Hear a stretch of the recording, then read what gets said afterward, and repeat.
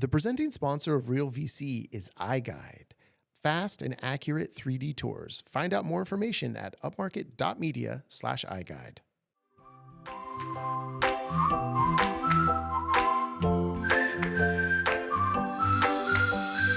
Coming to you from the Upmarket studio in beautiful San Buenaventura, California, this is Real VC, a podcast all about Ventura County real estate. My name is Reed Fish. I'm the CEO and a co-founder of Upmarket Media. Katie Connolly, realtor with Coldwell Banker. Yes, thank you. Hi. Hello. Thanks for being here. Yes, back in the studio. Yeah, we got Molly Pearton. Are you on mic today, Molly? I am back on the mic. Oh, wonderful. Molly's on mic. Molly producing. Tessa, our editor, is here too. Shout out, Tessa. You don't get a mic though. Sorry. It's all right. And then more importantly, we got James Holden here, who is the CEO of VCCAR, Ventura County Coastal Association of Realtors. James, thank you for being here. The thing that is on my mind more than anything these days when it comes to real estate, and I think since you head up this association of realtors, maybe you can speak to this, is the affordability crisis that we're having. And I keep coming back to how in Ventura County specifically are we going to be able to have more housing? And what can the Association of Realtors do to make that happen, assuming you want to make that happen? I feel like more housing, realtors want that, right? But sometimes I feel like, I don't know, that there's some pushback on certain things. It's a big question, Reed. I know. That is to start this off with that. That's great. Thank you for that. Of course, you're welcome. And I think you're missing, there's a bigger piece there. It's inventory as well. I mean, of course, yeah. So if you go into inventory, that can help solve that problem. But again, this is a much bigger picture than just Ventura County Coastal Association of Realtors. And this comes from a state level to a local level. And I can assure you that we have a governmental affairs director that is constantly in tap with the city council and trying to work on these different avenues of inventory. How can we make available more land to build on? Right. Well, what can the association do? I mean, what are you doing to? It's advocacy. That's the biggest piece of the puzzle, is just being there. And that's, I mean, one of the pillars that we stand on as an association is advocacy. Home ownership, private property rights, and affordability. That's all on our list all the time. Correct. Yeah. But James, can you say practically what are you advocating? I guess is kind of what when you meet as an organization, your board. I mean, what are the things you're talking about in order to increase affordability and to increase inventory? But again, I think that when you ask that question, I've got to go back to, as much as I love the question, I think that it's a much bigger picture than what we are talking around the board table. We do have, thankfully, I mean, for those that don't know, Katie is on our board of directors, and so she knows these conversations that are happening around the table on a regular basis. Mm-hmm. It's much bigger than that, and that's the piece that I'm not able to answer directly because I feel like it's a much broader picture than that general question. Right. Well, then what is the strategy then for any of it? I mean, then you're just punting it off to the higher powers that be, but how even on a local level can we start addressing these issues?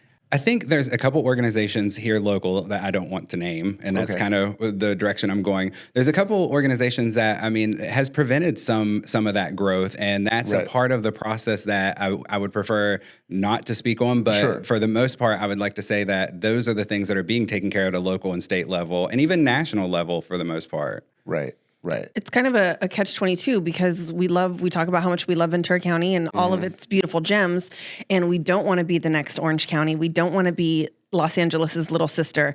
But that's the way to solve affordability is to have more units, which means more people, more cars, all of that stuff. So it's a juggle. When we're thinking about having more inventory, and this affordability thing, obviously you come to a certain point where you're looking at more density.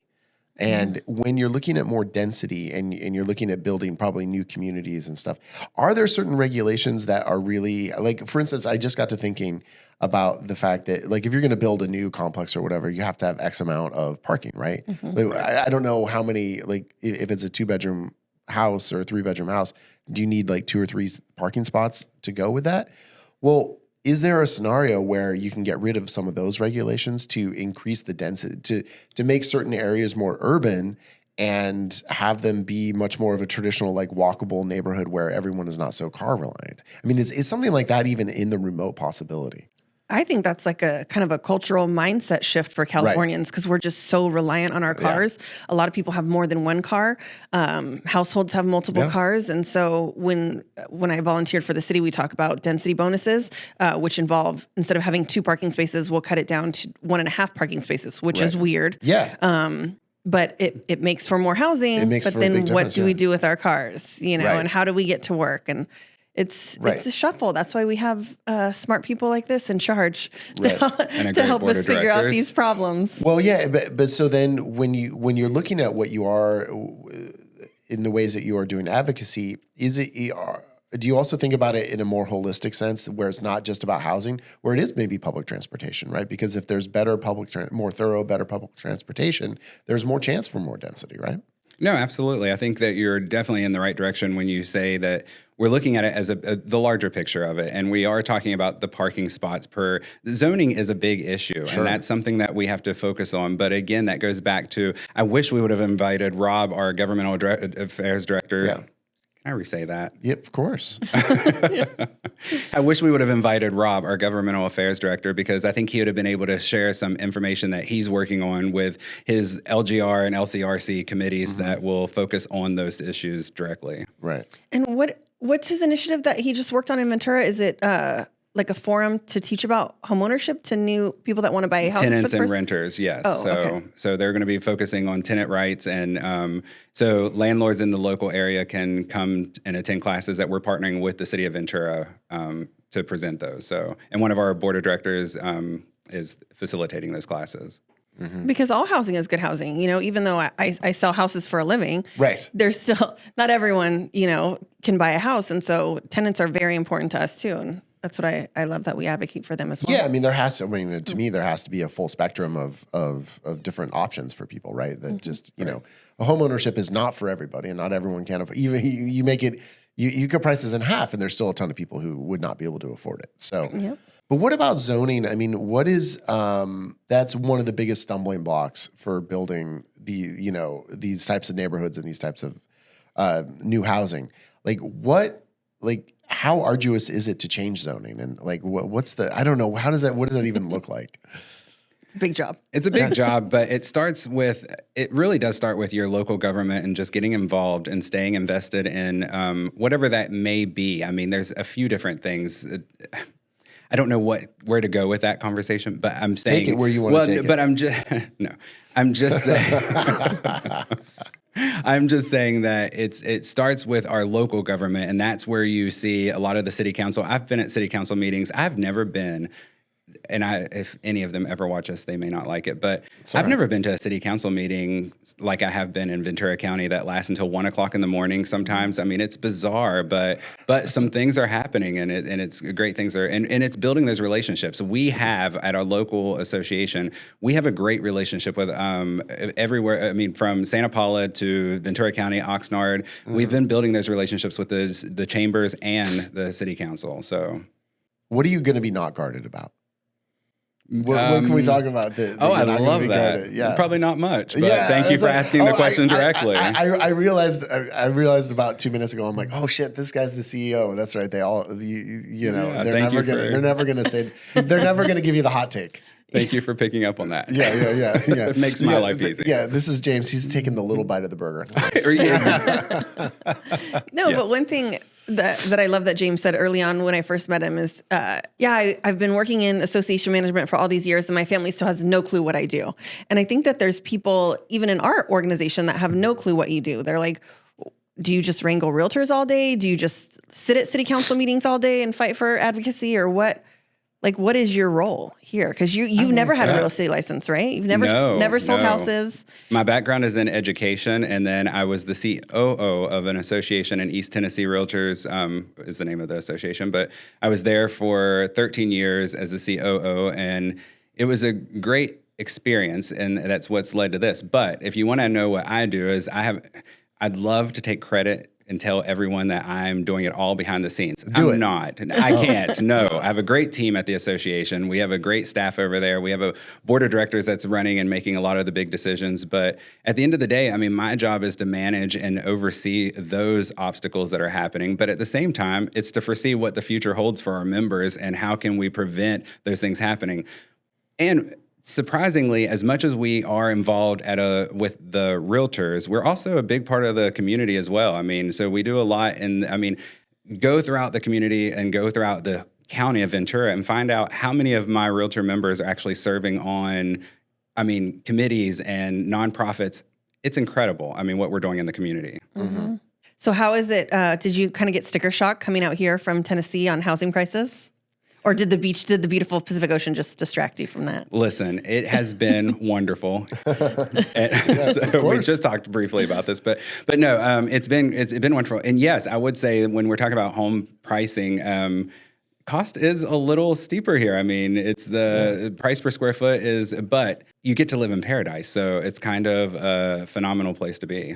I agree. Yeah, I mean, which is ultimately it's a double-edged sword, right? Because that is going to keep prices high. Even if there was another housing crisis, prices are still going to be higher in Ventura County, relatively, as opposed to, somewhere in Nevada or, whatever it is. Tennessee? Right. What, Tennessee? Well, Tennessee's lovely too. I didn't mean to talk crap on Nevada as well. But, that's fine. Can we drill down a little bit more than what exactly are you doing day to day in the association? And outside of advocacy, what does the association? What is the function of the association in the fabric of our community? Besides wrangling cats, no, herding cats. I wouldn't say that. No, and if I've ever said that, I apologize, Katie. But no, I would say education is the pillar for. I mean, each realtor is required to have education, and that's a good thing. That's what keeps our industry, as solid as it is. But between education and advocacy, my day-to-day is, like I said, truly making sure that I'm foreseeing what's coming down the pike in the future. As you know, I've watched some of your other shows, and I know you've had Cammie on here talking about the lawsuits when those were happening. Right. And so those things, and your viewers know what's been going on in the industry. So that managing that was a big part of my role during that time, and still to this day, it's never. It's constantly flowing to something else. So right. Well, and you don't even know what's coming. You don't know what's coming, but that's a big part of my role is to keep my ear to the ground and make sure I know that it's coming. But I will say that for the realtors that are watching this, that we have some pretty exciting things coming. In the very, very soon, in the next couple months, it's going to be announced from the association. So I think they should look forward to it. Can you give us a little preview? I cannot. Oh, I knew you were going to say, can you just tease us with something? Oh my goodness. Well, and we have a lot of fun too. And that's what I've heard about our Ventura County Coastal Association of Realtors. That's unique because it is a collaborative yet competitive environment. We're all competitors. I'm competing with other people for listings and buyers. But we do have a lot of fun and we work together. And I feel like it makes our transactions a lot smoother and makes our consumers happier when we're working side by side, sometimes against, another party.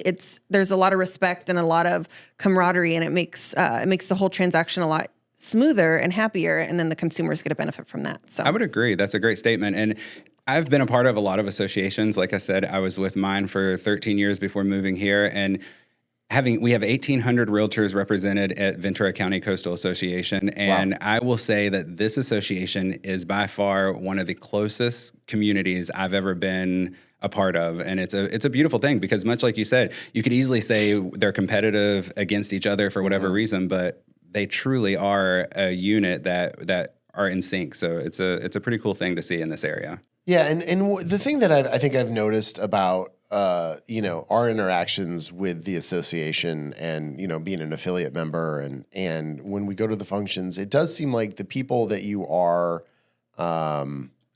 interacting with at these things and the people who are the most active are really the ones who, when you are forming the backbone of a community, these are the people you want because these are the people that actually care.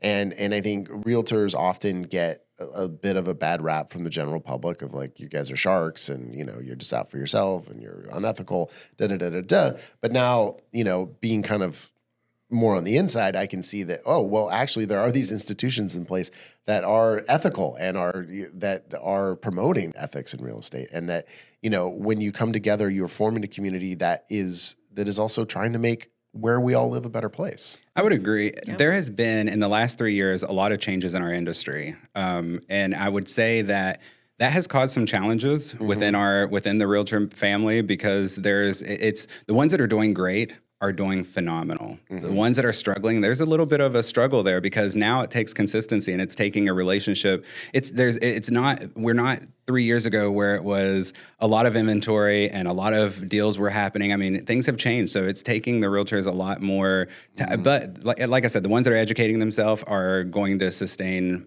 this time. Right. Well, and then but you do, if you have 1,800 realtors, I mean, obviously probably 1,000 of them are probably not, it's probably a second job for them, I would imagine. I mean, how many like full-time realtors can there be that are actually sustaining themselves through only real estate transactions? And I think you have to also look at the territory and how broad this is. Right. So we're not the only local in Ventura County association. There's a few others, but you're right. I think that if I had to put a number to it, I would say at least 75% of our membership is probably working other opportunities. Well, which isn't a bad thing, but then how are you able to support the realtors who it's their 100% their only thing, as opposed to someone who does that one deal a year and their cousin wants to sell their house and they sell it for them. How are you able to, those different constituencies, how are you able to kind of have your programming meet all the needs? This is a part that I think we're trying to work on, is engagement, and how do we engage our members as a whole? Like you said, we have 1,800 that we have to work with and figure things out. What you're saying is not, untrue. We do struggle with a majority of them. The ones out of the 1,800, I think since I've been here, I've probably met 300 to 400, and those are the ones that you work with on a daily basis and a regular basis. So I don't know if there's a direct answer on how do we work with the one-offs that are selling grandma's house or whatever the case may be. Right. But I think you do a good job with meeting people where they're at too. I mean, there's email communication, there's in-person communication, and then the people that have been identified as leaders are really out there connecting with a ton of different kinds of people in the business and in the communities. So I think a lot of people in this business definitely get reached. And I like that. That's the direction you were going with that you prompted that one. Well, and I think maybe the way to think of it is, it seems like VCCAR is a resource, right? And then someone can use the resource or not, right? I mean, do you have to be a member of VCCAR to exist in real estate in the county? To be a realtor, you would be a to be member. capital, all capitalized trademark realtor. Correct. Yes. You can be an agent and be outside of, but to be a realtor, yes, you would need to be a member of the association. Right. So what is the damn difference between a real estate agent and a realtor? Lay it on me. I want to know, other than they pay the dues. How much time do we have? It's a podcast. We got as much time as we want. I don't think that people understand the importance of a realtor and all the resources that a realtor has. A realtor has access to, from a national level to a state level, local level. You have everything from, and when I say that, I don't want to confuse like NAR, CAR, and now VCCAR, but you have everything from access to legal information on a regular basis and forms and documents that are needed. And as a realtor, you are required to obtain education every 2 years. And so having that knowledge, an agent isn't necessarily required to those same standards. So the importance of a realtor is pretty significant. Yeah, I mean, because that's something I didn't even know existed. I was like, oh, it's just you're a real estate agent. You call them a realtor or a real estate agent. I didn't know there was ever a difference. I think it confuses a lot of people, but I think, you always want to make sure if you're using a realtor that you are, or an agent, that you're looking for that. You ask them if they're a realtor. Ask them if they're a part of the National Association. What you meant to say is, if you find yourself using a real estate agent and you find out they're not a realtor, fire them and hire a realtor. I would say, I would. Not that you would say that ever, of course, but I would say that. Yeah, okay, good. I mean, there's bad eggs. There's definitely bad eggs out there that not only break the code of ethics, but there's realtors out there that break the law.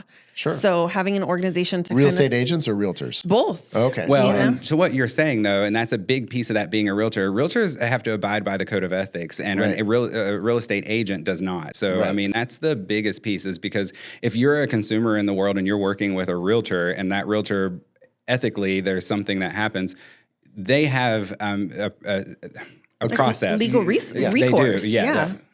Right. And so the agent, both of them have to act legally, but the realtor also has an additional code of ethics that they need to abide by that the agent does not. Mm-hmm. Correct. And you write the code of ethics, James? No, the National Association of Realtors. It is provided by the National.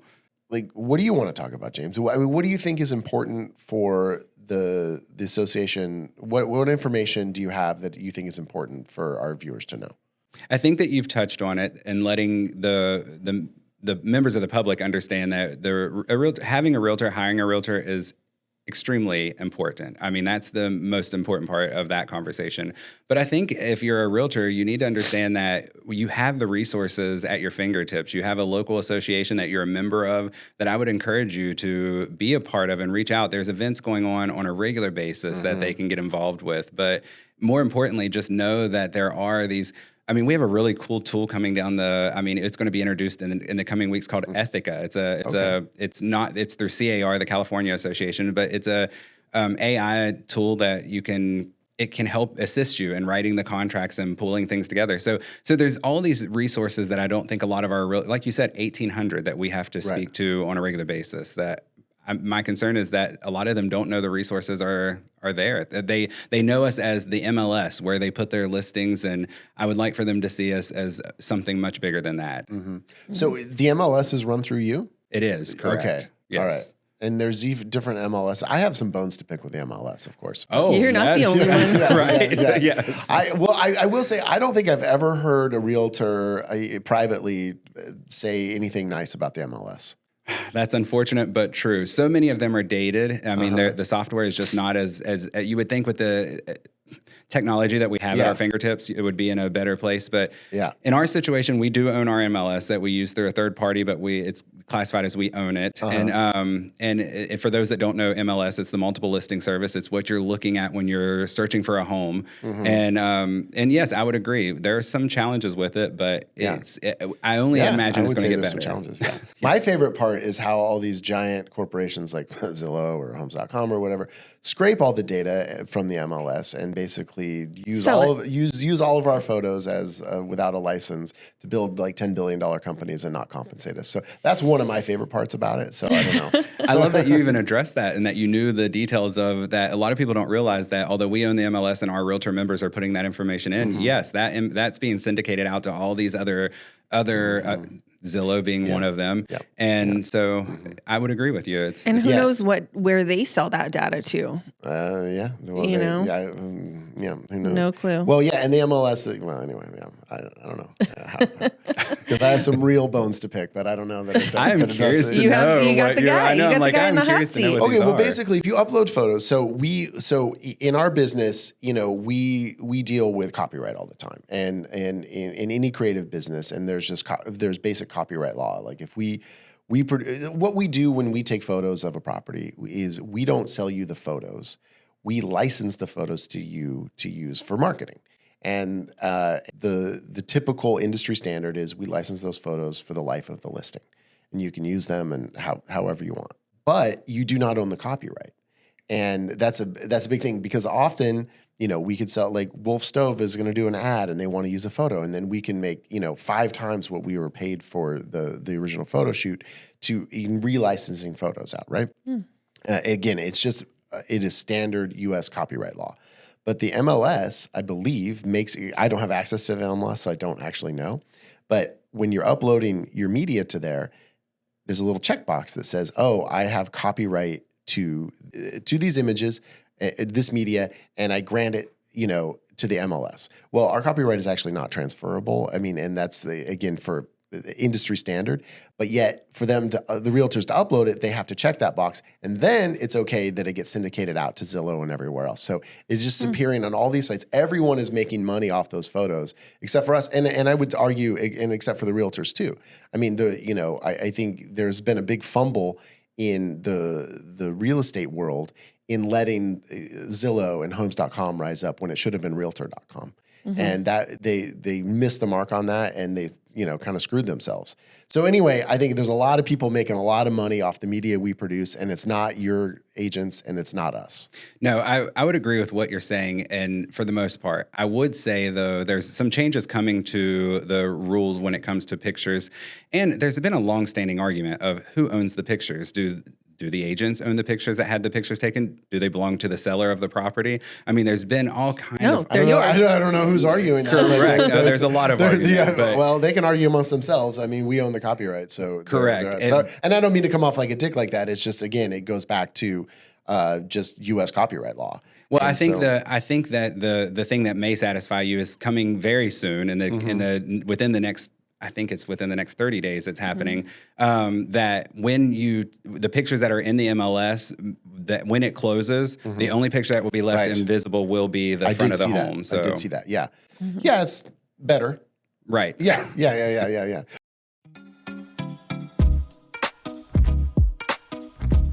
We are so grateful to iGUIDE for sponsoring this show. iGUIDE is a 3D tour platform that we've been using and we've been loving here at Upmarket Media. So iGUIDE 3D tours are comprehensive, they're accurate, there's a great user experience. So for you or your clients, everyone loves an iGUIDE. And then more importantly, recently we've been able to launch site plans through iGUIDE. So just a little bit of extra scanning we do on site, and then we can output a site plan for you along with the floor plan for the property. It lives right there in that iGUIDE tour. iGUIDE is fantastic.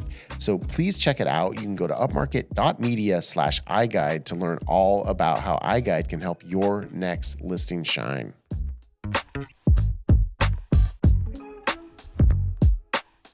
Well, no, and I've literally had fights with people at Zillow because they're telling me like, oh no, if the listing is sold, we take down all the photos. I'm like, well, why are these photos that I took 10 years ago on your website still living on the internet? Right. Yeah. And you're right. That's being syndicated from the MLS, and that's where they're pulling that data from. So yeah, no, absolutely. And so, I do like that actually, that our photos will be scraped off of. Correct. All but the front door will be visible. Yeah. Yeah. And hopefully that brings value back to the agent, right? Because if somebody wants to see historical pictures, they're going to reach out to the agent and say, hey, what did this house look like before? And it brings value to us as professionals to say, hey, like, let me have a one-on-one with you and let me show those to you, and we can have a conversation. But what it still doesn't do though is when it syndicates out to Zillow, once it's closed, you don't see who the agent was. I believe it does. I think it says the listing agent. It does. I don't know if when it's current though, but when it's closed, I don't think it does. Because I think on Realtor.com it'll tell you who had the listing, but I think if you go on Zillow or because sometimes we'll see stuff that we're having to research a property and we'll be like, wait, did we shoot that, or did somebody, or what agent had this? And you look on Zillow and all the old photos are still there, but it doesn't, because that listing is closed, it doesn't show the agent anymore. And you're right, on Realtor.com it does. Yeah, interesting. That's correct. Interesting. What I love that the state of California did a couple weeks ago is they did a forum, back to policy. Oh, I love They it. did a forum with all of the candidates for governor. And of course, they were talking to us, the California Association of Realtors. So everything was very housing focused. And everyone said very similar things about increasing the amount of homes that are being built and how that's going to lead to affordability and kind of softening up zoning and making this easier for developers to come in and really create more homes. So that was cool that they did that. Oh, good. Yeah. Yeah. Which governor or candidate said they wanted to do that? They all were very similar. I mean, they're politicians and they were appealing to the audience, which was us, of course. Right. But everyone kind of had the same sort of view. Nobody stood up there and said, I love California exactly how it is and I don't want to change anything. Yeah. I mean, I think everyone can admit that there is an affordability. Yep. Yeah. I mean, everyone except for maybe, well, anyway. There's one person maybe who won't admit it, but but I think every reasonable person will admit there is an affordability issue in California for housing. I mean, there's just no question about it. Yeah. And I think it's just getting, we talked about the average homeowner age is close to 40 now. And I think just getting back to that mindset that your first home doesn't need to be your forever home. Like getting into homeownership early as you can financially, that's going to create wealth to just keep going and going and going. And then to eventually, have the house that you can afford, because your equity is going to grow faster than you can probably save.